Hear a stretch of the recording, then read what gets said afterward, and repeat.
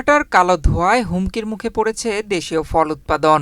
একসময় যে গ্রাম জুড়ে আম, জাম, কাঁঠাল, লিচু আর নারকেলের গাছে ফলনে ভরে থাকত, এখন সেই দৃশ্য বদলে যাচ্ছে ধীরে ধীরে।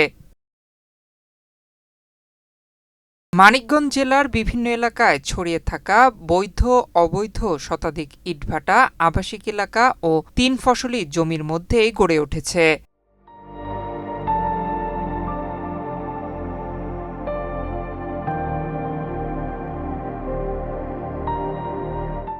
এসব ভাটা থেকে নির্গত বিষাক্ত কালো ধোঁয়া গাছের স্বাভাবিক বৃদ্ধি ও ফলনকে মারাত্মকভাবে ক্ষতিগ্রস্ত করছে বলে অভিযোগ স্থানীয়দের।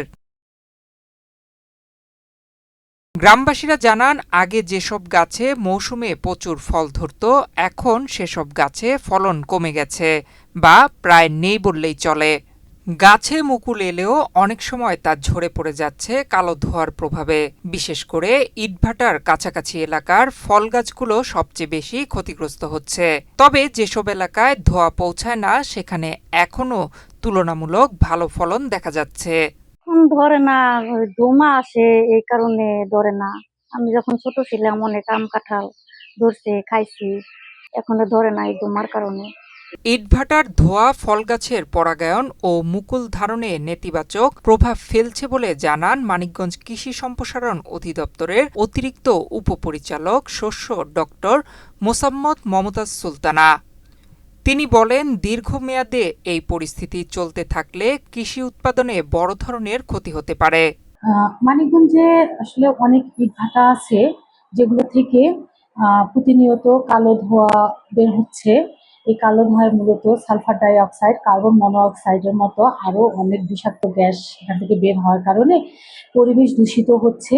এবং ইটভাটার যখন ইট পোড়ায় তখন আশপাশের মাটিগুলো গরম হওয়ার কারণে এখানে রস শূন্য হয়ে যাচ্ছে, মাটিগুলো তাদের ফার্টিলিটি হারিয়ে ফেলতেছে। এর কারণে আশেপাশে যে সমস্ত জমি জমা আছে এগুলোর ফলন কমে যাচ্ছে।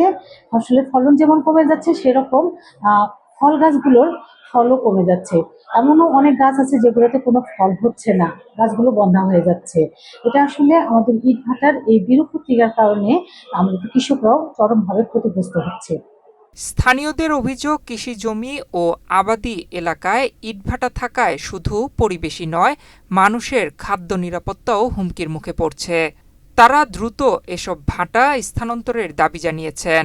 অন্যথায় ভবিষ্যতে এলাকায় ফল উৎপাদন প্রায় শূন্যের কোঠায় নেমে আসবে বলেও আশঙ্কা করছেন তারা। ডেস্ক রিপোর্ট, বাংলাদেশ প্রতিদিন।